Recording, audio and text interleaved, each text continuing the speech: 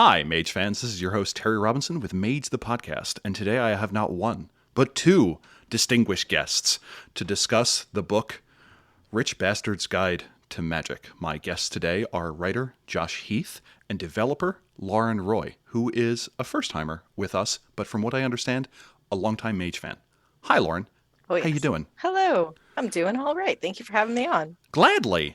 What have you worked on previously, and what is your favorite group in Mage? That can be tradition, convention, group of the fallen, type of marauder, orphan group, or cover band. I think those are the ones that we allow. So I have worked on a whole lot, with just a few exceptions. I think I've worked on almost every Onyx path line. I was trying to count what has the majority of my word count right now. I believe it's Exalted, 3rd edition, and Chronicles of Darkness, 2nd edition books, but I'm catching up. I'm sort of like Pokemon. I have, in addition to developing for Mage 20th, I've also developed for Exalted, Scion, and Chronicles of Darkness, and I scribble books of my own. I've got a couple of urban fantasy novels out there. You have urban fantasy novels? I do. I didn't know that. Is that under your name or another name? It is under my name. Awesome. It's Lauren M. Roy. Weirdly, my RPG stuff just doesn't have my middle initial, and I don't know why I did that. Nice. I'm going to put that shit in the show notes. And what's your favorite group? I feel like I have the most in common with the Hollow ones, but I love the Order of Hermes when it comes to like intrigue plots and just throwing wrenches into the works. Do you have a favorite house in the Order of Hermes, or is that too personal? Probably just for pure nostalgia reasons. One of my very first Mage games, I believe both of our Hermetics were Bonnie Flambeau. And so I have a soft spot for that. But they were also the reason that we pretty much every session at one point would all look at each other and go, fucking Hermetics.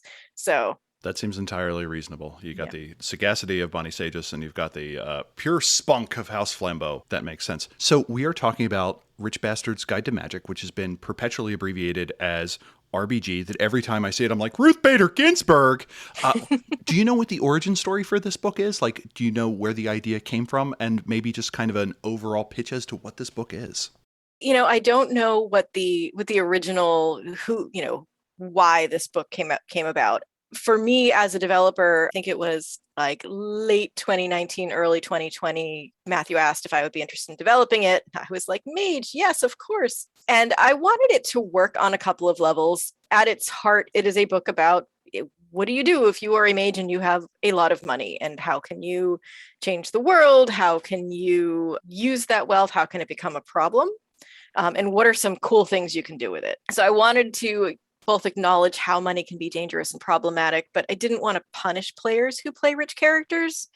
So, if you want to be Scrooge McDuck diving into his giant vault of gold, you can do that. And I'm kicking myself that we didn't make a rote for that. I'm sorry. But if you want to play someone who's trying to change the world and, dismantle toxic systems, you can do that too. But it also says, hey, by the way, sometimes things suck, and we want to have the fantasy game of what if we win the lottery.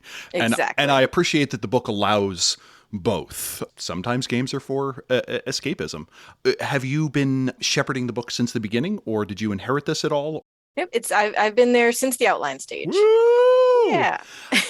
This book adds a remarkable amount of space to the game. I hope I'm not exaggerating when I say this book adds more to Mage than really any other book I can think of outside of like Beyond the Barrier and like Destiny's Price or Orphan Survival Guide in terms of play space.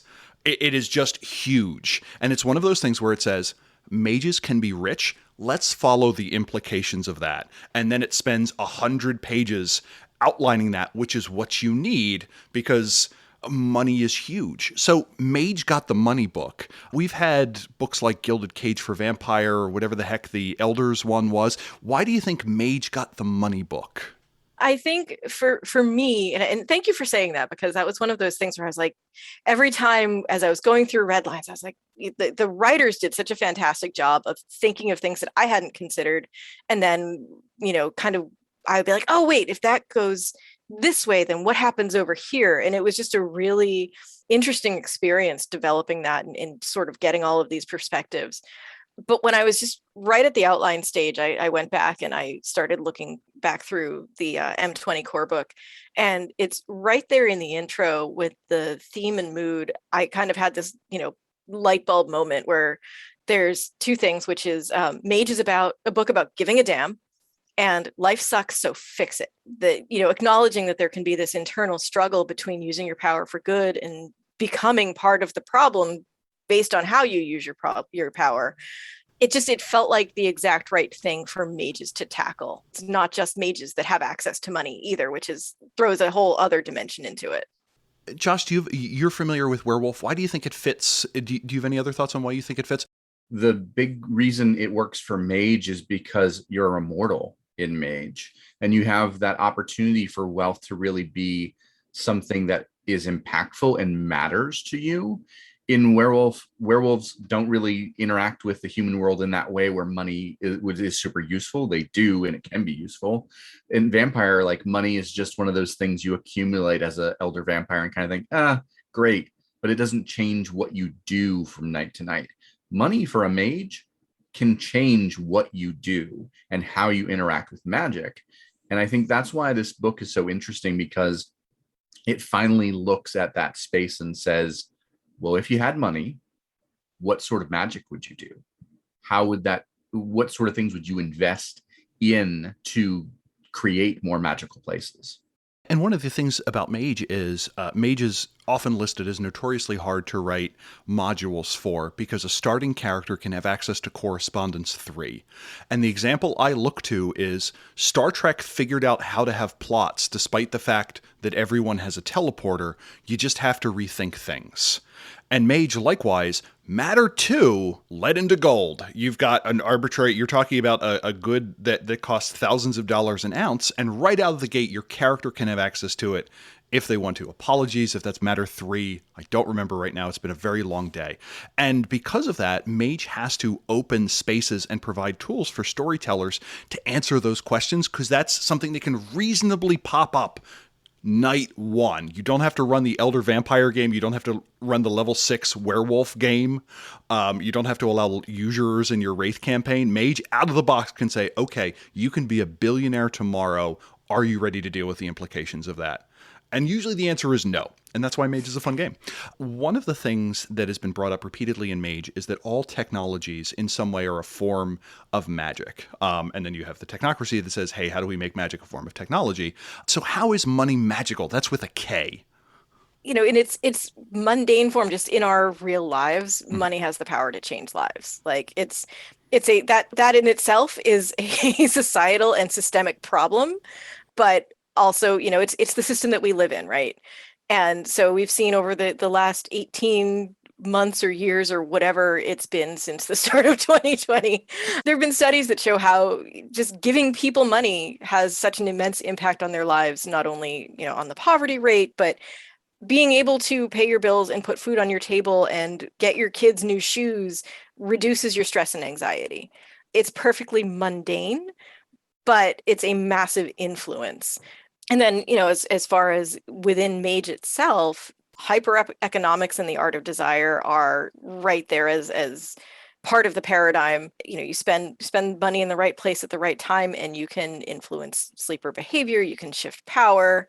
And sometimes it's not even having money, it's letting people think you have money, and how that kind of has its own ripple effect. Yeah, a lot of these kind of weird interfaces in society are the second order effects. You have people out there, incels in the world, who are like, I'm not having sex. You don't want sex, you want to be desired. You don't necessarily want wealth, you want the appearance of wealth and the trappings of it and the envy of other people. And Mage is a amazing game for exploring kind of that portion of the human condition. I think too that it's good to remember that money is just an idea. It is a completely, particularly in our current world, a completely arbitrary, designed, accepted concept that we've just decided has value. And so because we view it as having value, it has effect. And if that is not a magic, I don't know what is. It is a very clearly magical paradigm, and we just see it playing out in our real world and believe it to be a thing. So consensus reality. So, Lauren, do you have a favorite group's view of money? One of the things that this book does that just, reading through this, I was just like, oh, wow, they thought about this, was going through every group in the game, every tradition, every orphan group, every convention's view of money. And it shakes up the setting in a way I don't think, I mean, I haven't gotten to the review of the revised tradition books, but it says, no. It places every tradition, convention, and craft firmly in the 21st century in a way I wasn't expecting. Did I want more? Sure. But did I get 3 golden paragraphs about how the Nagoma view money or the Wulong view money? Did you have a favorite, Lauren? This is the same, don't make me pick a favorite. I'm going to hedge it, but I want to say the writers knocked it out of the park on this. Like, again, this was, I was going through and just going, yes, this is amazing. This is things I, again, hadn't considered. And that they were looking at ways that people were looking at money or looking at wealth outside of money. So I like the groups that are kind of like, well, we're stuck with this system for now. So how can we make it work for us until we can build something better? So you've got like the Cult of Ecstasy and the Society of Ethers sponsoring artists and makers. You've got the Bata'a and the Sisters of Hippolyta and the Verbena putting money into the hands of people who need it and trusting them to use it where it'll do them good. The Kavadi and the Kopaloi value community over monetary wealth. And I feel like for them, thriving is an act of defiance. So I guess I kind of like the groups that are using money as a big old middle finger in some ways. Did you have a favorite one, Josh? I think all of them are really fantastic. Because one of the things that I came away from it going or knowing was, some of these groups really don't value money, and they value instead the things that money can do for them. And it really helps change your paradigm, change your focus, whichever mage term I want to use, to utilizing that in a game space where you can say, hey, I'm playing a Sister of Hippolyta, and you get a sense for, I actually know how this will play out, or hey, I want marauders in my game. I actually now have a couple of marauder groups that I can literally pull from the book and go, this is now something that I can have appear in my story. I think it's awesome. They go into the banking practices of the Bai Dai, which does 2 things. Reminds you that the Bai Dai exist, which is a marauder group that wants to make the world more magical by just killing people.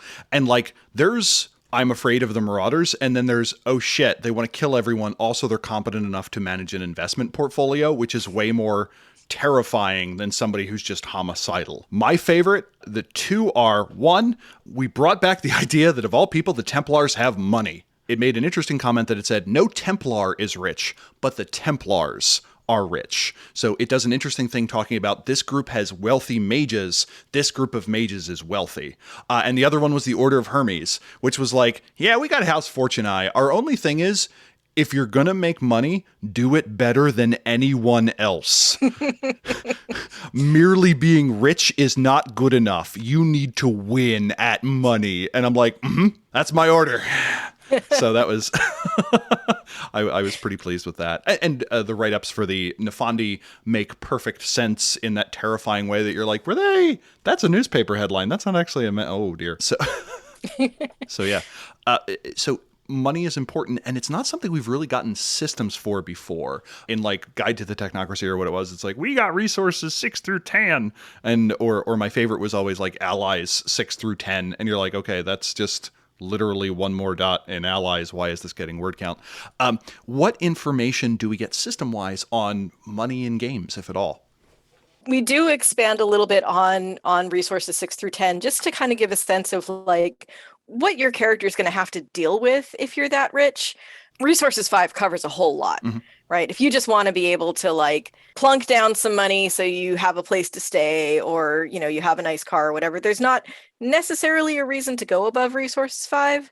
I feel like at 6 and above, your wealth becomes something that is a big part of your character. It's something that is part of their day-to-day life. It's probably It might affect their relationships with other mages.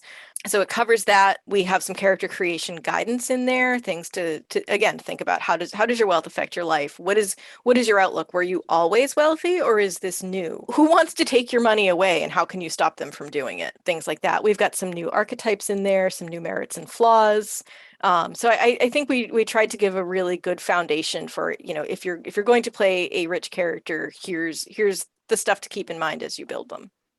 But as a note, the book does not appear to have a thing that says, cast this rote and it'll increase your levels of resources by 1. That is still kind of left at the storyteller's discretion of how they would like to systematize that. Yeah. Yeah. My recommendation, I think, Exalted, another title on which Lauren has worked, has a great resources system where it breaks down expenditures into dots, and it basically says anything below your level comes out of spending money. If it's at your level of resources goes down by 1 until you do something to accumulate it or you liquidate that resource. So if you're looking for a little bit crunchier, another storytellering-like game, I think has a pretty good answer to that question at least. I think those rules were in World of Darkness books at one point as well, because I remember almost an exact system to that existing. Which one it is at this stage, no idea. And it's interesting because the dots of resources are not broken down by this is how much money you have at this is how much money you have at this, but it's more of a statement of at this level you have enough wealth that you can influence this. And more interestingly on the other side, so one of the problems I often run into with backgrounds in World of Darkness is you never want a background more than like 3 dots seemingly, because at 4 it's still kind of good, but it comes with a drawback, and at 5 it's kind of a thing where the storyteller just gets to screw with you. Where you're like, oh, you've Avatar 5, your avatar is always bossing you around or something like that. I always hate that stuff. But here it's a very considered thing where it's like, you want for nothing, you own a mansion, unless you're surrounded by other rich people are going to notice. Unless you spend money to hide your money, you're going to stand out. And also things like, yeah, with Resources 7, you can buy influence. That doesn't mean you automatically have it. You still have to do that lift. It is measured in a way that is reasonable and it's not messing with you. And it's also one of those things that you can verify with reality where you're like, oh yeah, Elon Musk does get a lot of weird mentions on Twitter. So you should you should really brace for that. He's probably not doing himself any favors, but still.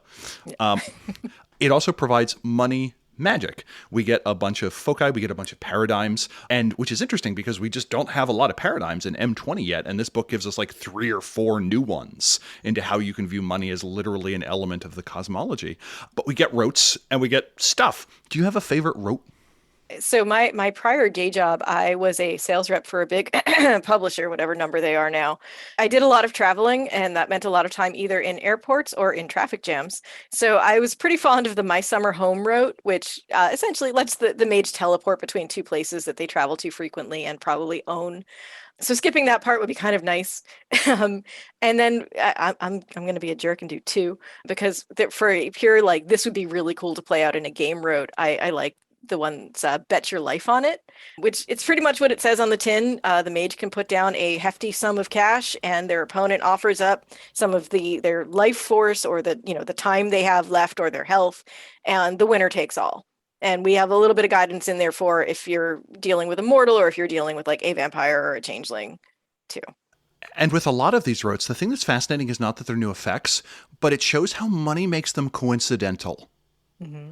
Where like the rote FOMO, fear of missing out, where you can just instill this desire in someone and make this obsession. Under most circumstances, that would be hard. But in the money thing of like, I have Resources 7, I have a yacht that is entirely like made out of gold coins or something like that, is just, you're like, no, that's coincidental. And the discussion of the archetypes you mentioned, it gives you a bunch of new archetypes that only make sense if your character is wealthy. Like there's a bunch of archetypes that are in the default book where you're like, is your character really going to be like this at the age of 15? That seems a bit much for a character to be that imperious. But this puts a new shine on it that says maybe your background choice drives your archetype selection necessarily rather than the other way around. Josh, did you have a favorite rote? Yeah, I like all of the rotes. There's not any one of them that like leapt off the page. But what I like is that rotes often for me, I don't necessarily agree with the way they're constructed. But every one of the writers in this, I was like, I can see how this would work. And if a player came to me with this rote and said, I'd like to do this effect, I'd be like, that makes sense. I'm totally on board with it. So just shouting out all the other writers who wrote the rotes, that they did a very good job of kind of aligning to how I visualize a creation of rotes. And it also does an interesting thing in that it kind of suggests rotes of a different scale, not like necessarily massive epic works, but to say, if you are part of hereditary wealth, you are hopefully used to looking past your own generation, maybe in a way that the rest of humanity prefer you didn't, but like the Leaving a Legacy rote, where Spirit 5, Entropy 5, you can literally create a guardian spirit for your family.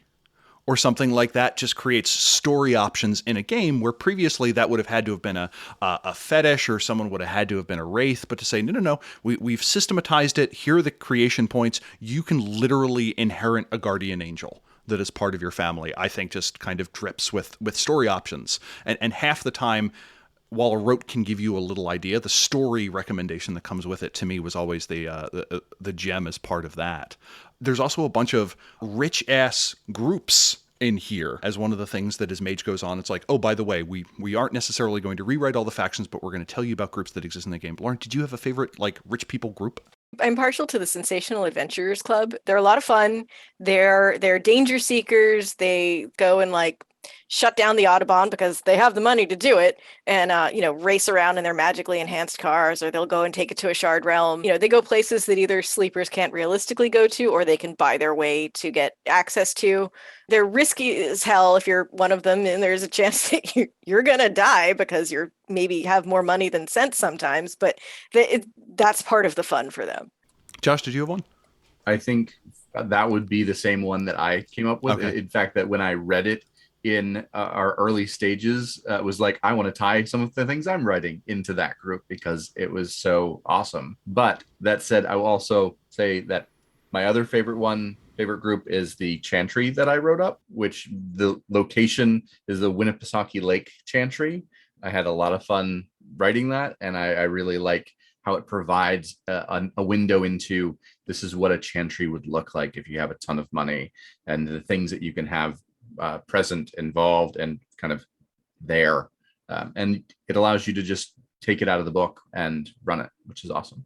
I also like the amusement park. That was one of yours, right? Yeah. That it's basically Aetherite has, got this sort of old amusement park that has this kind of 1950s space aesthetic to it to inspire current generations to kind of get into the space race themselves. I liked the Constellation Club in that it's also kind of a tie to Victorian for unannounced reasons. I've been very interested in that property for unknown reasons. And also, like, it has the line called, "The elite aren't the same as the rich and famous. They recognize each other, but few outside of their golden circles recognize them."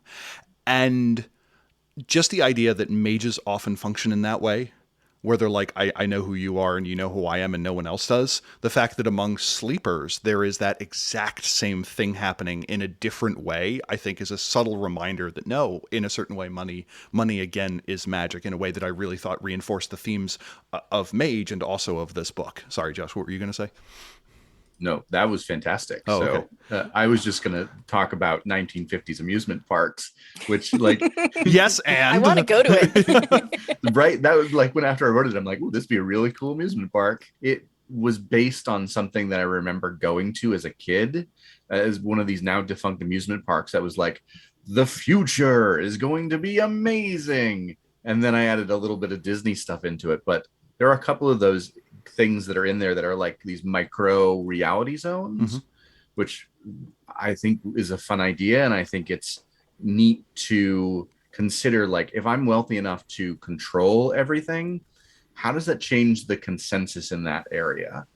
And there are a couple of really neat ones that are in there for people to explore. Yeah, I think one of the treasures or one of the items in here is basically private town. It's like you're not above the law, but every business there is more or less under your control. And you're like, oh yeah, that's a thing. Yeah, I like that some of them have that little bit of like sinister bent to it. Like, this is where you can run into trouble if you're using your money that power corrupts, right? And here are some ways that, yeah, you can have this thing, but you need to think about it. Do you have a favorite wonder or device? Or alternatively, do you have a favorite thing that you can spend money on that this book introduces kind of in a systematic way? I mean, we've got Porthos's grimoire in there.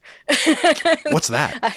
That is, there's some guidance for here's some neat stuff you might find in the ruins of Dosatep if you feel like exploring. And there's a sidebar of sort of what may or may not have happened with like the future fates. Even if you're not sifting through the ruins of a blasted chantry, maybe you want to plan a heist. And so Porthos's grimoire is sort of a collection of his musings on magic and all kinds of neat things that happened in mage society. It's sort of part grimoire and part diary. Beckett's Jihad Diary, but at the end of it, your Arita increases. So Yeah. eat that, Neil Raymond Price, even though that's arguably my favorite X20 book, and also Matthew Dawkins. That was actually a great thing. Anyway, how about you, Josh? Wow, I did a lot of work on that section, so I hate trying to find one that was great over any of the others. Was there one that you were proud of, or you were particularly delighted that it came together, maybe? I like that Lauren really liked Porthos's grimoire. That was one that I was like really tried to dial in to get it right, and I'm glad that we did. I also really like the Delano supercar, which for me was just a not forever night. What is the show in the 80s? The car, Knight Rider. Thank you. It was a Knight Rider reference that I was like, if you're rich, of course you would have a talking car. And like, it was just something that kind of poured off my mind that I was like, this is going to be really cool. And it could be an entire story around a wonder. And I think most of the wonders in the book are a story in a box where you're like, hey, here's the gizmo that we're going to design this entire story around.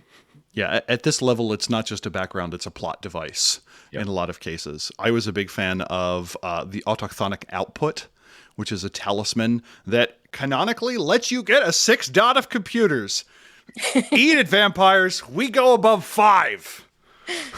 So, I mean, if nothing else, I was pleased for that. And also, coincidentally, it ties back to Victorian Mage. How about that? I also like there's sort of a series of art ones that are, this mage basically acquired, you can steal something and acquire it, I guess, a whole bunch of priceless works of art, sort of tore them up and mixed them together and made all kinds of weird things. So there's a whole bunch of different wonders based off of what came out of that process.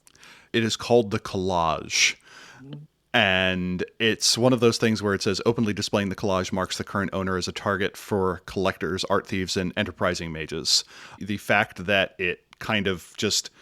it is something powerful enough that it instills something to happen in an area, like the trinket, the meaning of silent knives, where it's just like, this is just a painting that if it hangs in a room, you can't break through via scrying with anything less than a sphere level 4 effect, which is a rule type I don't think we've seen before in Mage, but the idea of it certainly I like, even if I may tweak it on delivery. Do you have any idea how they picked the pieces that were part of the collage?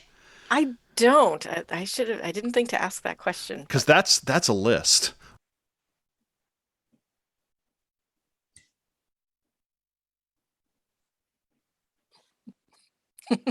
I think the other thing that's cool about all these wonders and some of the rotes as well is that they tie into other aspects of the meta plot or what exists of the meta plot within Mage, the plots within Mage. Like there's a reference to blood treachery that's in here. There are references to lots of other Mage stuff, which again, if you're like a super big Mage fan, it's an easy way of getting inspired to write a story, play a game, do that sort of thing, which I'm a big fan of.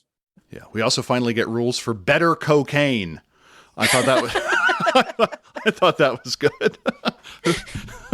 so if you want to snort some artwork. Yeah. Well, that's the one where it's like, oh yeah, this is cocaine. It's magical because it only deals bashing damage to you. Also, you get a point of quintessence. And you're like, what? This is every dare infused bone in my body is screaming, oh yeah, right now. So that's maybe a sign that dare was not very, very effective. Is there anything else you'd like to draw attention to in the book or any other bits that you're like, hey, this was a cool thing? The last chapter has some storyteller advice in it, okay, which, things to consider that if you are running a game for rich characters or just one rich character, and, I think I said before, wealth can become a character all on its own.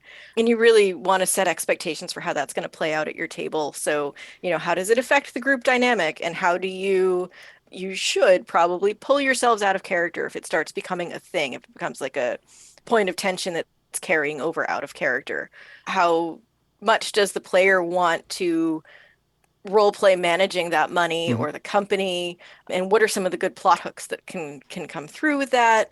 And also, if you're going to either suddenly change somebody's fortune, whether you restrict their access to their money or whether you suddenly dump a company on them, congratulations, you run this now. How do you make that satisfying to everybody?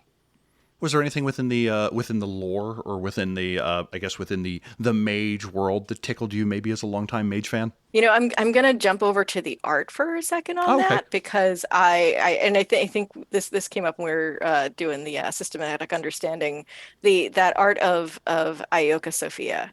Just I adore it, and Big hermetic energy is how I yeah, described it. yeah. If a single expression could embody the phrase "fuck around and find out," uh, it would be that. Yeah. So yeah, I like those little touches. I am always going, one of, again, back to the nostalgia of my own gaming group when we played through, Dosatep being destroyed. I don't think our group ever really went to see what was left there. And so I like that that's there now, that that's a thing, that go see what happened, go see what's left. Yeah, the War of the Ruins has been alluded to and mentioned, but we've never really gotten much detail of it. And this book does include a few future fates to try and address bits like that. Josh, did you have any other favorite bits that you wanted to point out? I also want to call the art in this book being really good at evoking the feelings of Mage in a way that there's lots of great art over the years that's been in Mage, but this book does an amazing job of making me feel like it's bright, but there's depth there. Where you look at a piece long enough and you're like, it's bright. There's money. There's you're getting a sense of all of that money effectively there, but you're also getting a real feel for these are the layers in Mage.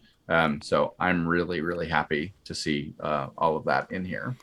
I think two of the bits that jumped out to me was it makes a kind of a throwaway comment about the Toftani who established an M20 or like they own Dubai, but it also mentions that the Jin are throughout the financial world, which is a level of involvement for the Jin we really haven't seen before. And it kind of suggests that someone speculated this was an attempt to include every major role that Will Smith has ever had as an antagonist in Mage between that and the MIB. And I thought that was a good theory. Friend of the show, Charles Siegel, on that one. But just like, oh yeah, if mages are everywhere and the Teftani are fighting Jins, yeah, that there's probably genie everywhere. And that's one of those things where you're like, oh, that's probably true. But at the same time, you're like, oh, that's probably true. Like, what are the implications of that? And I'm going to cheat and just literally read the first two paragraphs, which if you get this book, it's going to be the first thing you see, besides a lovely shout out to this Greg Roy person who seems to be delightful. And it just says, Carter Colfax owns a private island out in the middle of the Umbra. Mind blown. This is not such a big deal on its own. There are plenty of quiet scaries out here for the brave to build wonders upon. It's which island, he claimed, and what he's done with it that made Cassie second-guess the whole plan. Eerie structures surrounded Carter's mansion, built by the spirits he bribed or bought off, and what a hefty price that must have been.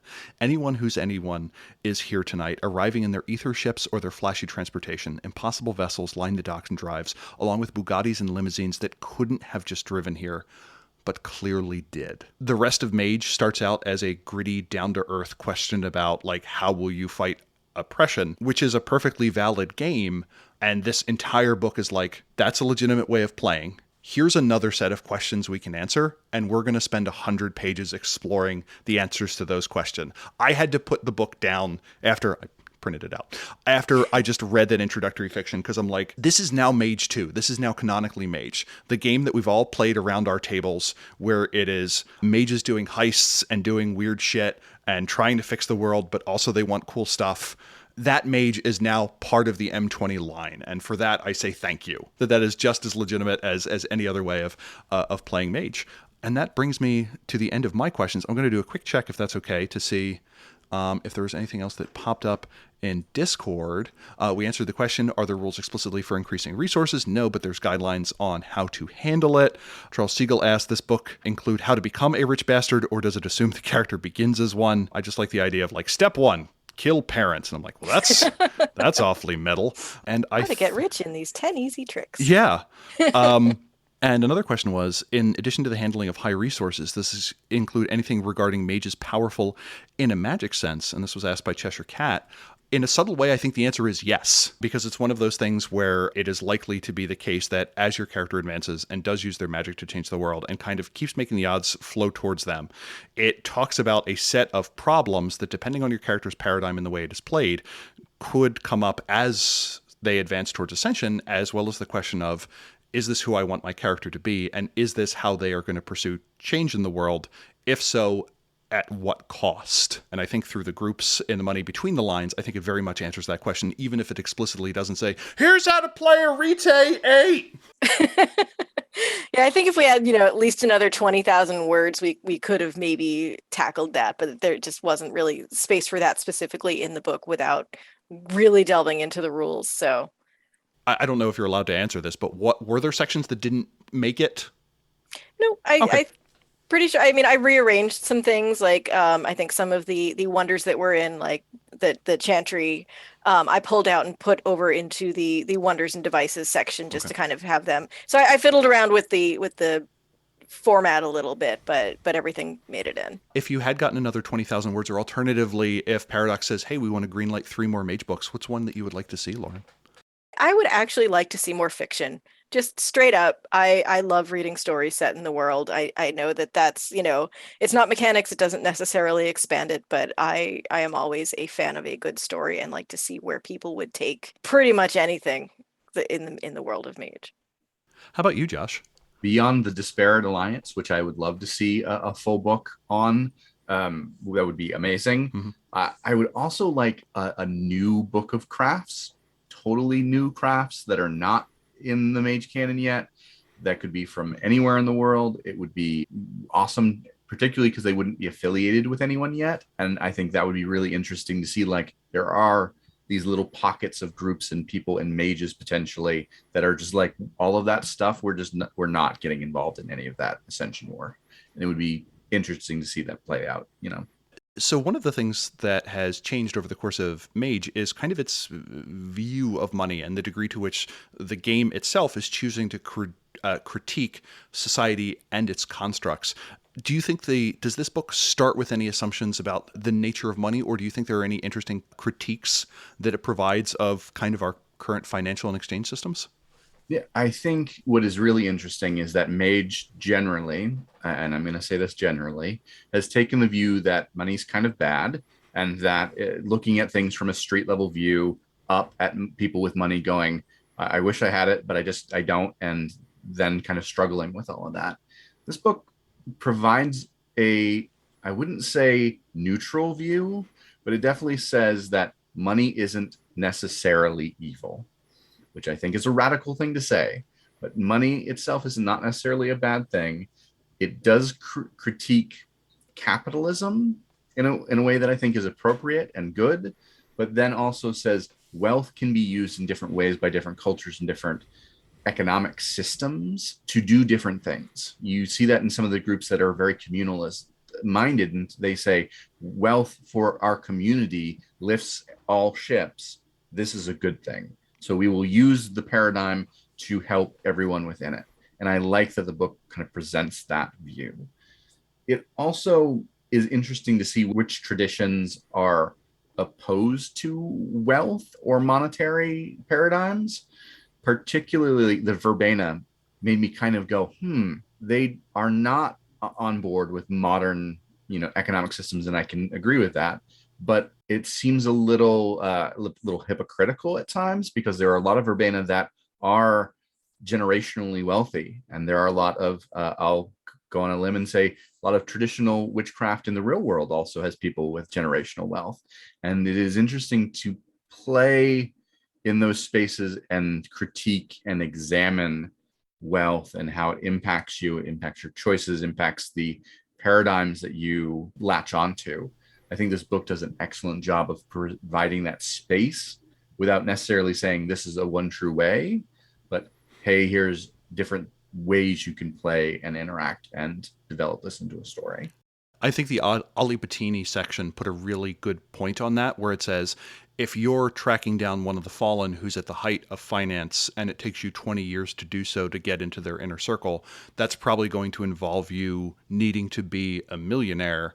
And now when we talk about the temptation of the Ali Batin, we often talk about the descent into the calls or walking the labyrinth or something like that. But here it says, no, this is a very materialist concern. How do you maintain your insistence on leaving no trace and your attachment to nothing, even when killing this person or taking down this corrupt individual is going to require you to be utterly steeped in this lifestyle of decadence for 20 years? How do you not succumb to that? And I think that is a much more nuanced and interesting question. I have no idea how I'd play it at the table, but great fodder for an NPC. That comes to the end of my formal questions. So Lauren, thanks for joining us. This is your first show. If people are interested in finding out what you're up to or maybe any future mage projects you're working on, he said his fingers profoundly crossed. Where can people do that? You can find me on Twitter as @FalconS. It's with an ESSE at the end. And my website is laurenmroy.com. And Josh, what are you up to these days? Well, people can, of course, find me on Werewolf the Podcast. By the time this hits, you may also be able to find me on Opcast, a Trinity Continuum podcast. And if not, hey, this is a hint that is going to be coming. Very excited for that because I love the Trinity Continuum. I am also involved in a lot of editing work at the moment for Onyx Path, which I am loving, getting the opportunity to touch games and stories that I would not have otherwise been able to do as a writer. So I am very excited to see all of that stuff come out. Awesome. Lauren, Josh, thanks so much for joining. Thank you. Now that we've talked to the authors, a little bit more of my thoughts. Early on in Mage the Podcast reviews, Adam and I talked about the problem of the Akashiana, whereby it seemed like one tradition seemingly covered 3 billion people. As a young Mage player, my answer was to go, I guess there's only one group. His answer was to go, not that they're the sole group, but there are others that just didn't get a write-up, and there was a whole bunch of empty play space to be filled in. We eventually got more information on mages in East Asia in Dragons of the East, which, love it or hate it, gave us a lot of stuff. This is my relationship with Rich Bastard's Guide. We always knew mages could be wealthy, we just never got information about it until now, and I think in a lot of people's mage games, they never had rich mages. That territory on the map is now filled in, and I think the book gives us a genuinely different world of darkness than the one we had before. I find this world different and interesting. To quote W Starter in our Discord, this is a book not about wealthy mages, but a book about wealth in mage games. If that's not a set of questions you'd like to explore or a game type that you want to have, you can skip this book in the same way that a game that doesn't hit the high umbra doesn't need a copy of Infinite Tapestries, or a game without Urban Grit doesn't really need Orphan's Survival Guide. It does have its downsides. It does not give us a system to accumulate wealth. It does not give us a resources system. It does not give us an agenda or politics system to mobilize that wealth. But it does ask questions about money in a way no previous mage book does, and does provide guidance to storytellers on how to use it. Each of the wonders and locations presented is a story unto itself, and many of them leave tantalizing leads about how a table could extend and explore the metaplot, which otherwise we haven't been able to add to in Mage 20. Also, if you're wondering why we got this book and not something else, that's not the author's fault. It's just kind of a vague question to ask paradox, which we'll likely never get an answer to. We know we still have the Lore of the Traditions Kickstarter, and whatever comes out the other end of that, yeah. But in the meantime, we have this, and it is something I enjoyed, and I think it very much added to the landscape of Mage. And with that, this has been Mage the Podcast, where we have roughly 1/2 dot of 1/2 of a dot of resources at best. That half of a half is made possible by our executive producers, and they are Andrews S., Andrew Edelstein, Andy, Berto, Boo, Boogers to the Sixth, Brad O. the Blue, Brendan Morrill, Bryce Perry, Chris Zach, Dan Svensson, Dennis Osborne, Entropy Under Prime, Freddie, Gargle Noir, Guy Conan Stewart, Isabella Castillo, Jason Kennedy, Jason W. Biggs, Jeff Waugh, Jenna F., John Horton, John Magnuson, Josh Goulden, Josh Hillerup, Josh Heath, Carl Halperin, La Bulle, Leslie Weatherstone, Lexa Conjurer, Michael Creedle, Michael Parker, Nibero, Neil Patterson, Nikita Klamenov, Patrick Mulder, Ralph Scheinhammer, Richard Bat Brewster, Ryan Hilton, Ryan Kendi, Samuel Tobin, Stephen Carton, William Connolly, William Martin, and W. Starter. And a special thanks to our Oracle level backers, Buck Farmer, Oracle of books we didn't know we'd enjoy but did anyway, and Christopher Phillips, Oracle of Made Supercars. Our EP shoutout today is to Ralph Scheinhammer, who I know nothing about, but I googled their name and I found an article about optimizing MTBF and MTBM in unloading stations through the use of magnetic drive pumps. I don't know if this is you, and this article outlines how to use simplified unloading stations with specialized sealless drive pumps to reduce maintenance and improve uptime. I generally feel that most of the things I read can improve our mage games in some way, shape, or form, and this one gave me some difficulty. I realized that if a character were to read this article and got into an argument about whether magnetic pump drives could work to optimize MTBM and MTBF, I'd give them a difficulty break. Thanks for the support! If you super liked this episode or super didn't, drop us a line at magethepodcast@gmail.com or at magethepodcast on Twitter. We have a hop and Discord community at discord.me/matesthepodcast. If you like us, please give us a review on the platform of your choosing or tell a friend about us. Also go to matesthepodcast.com for show notes and all of our previous shows. Now go change reality, or buy a better one. Bye.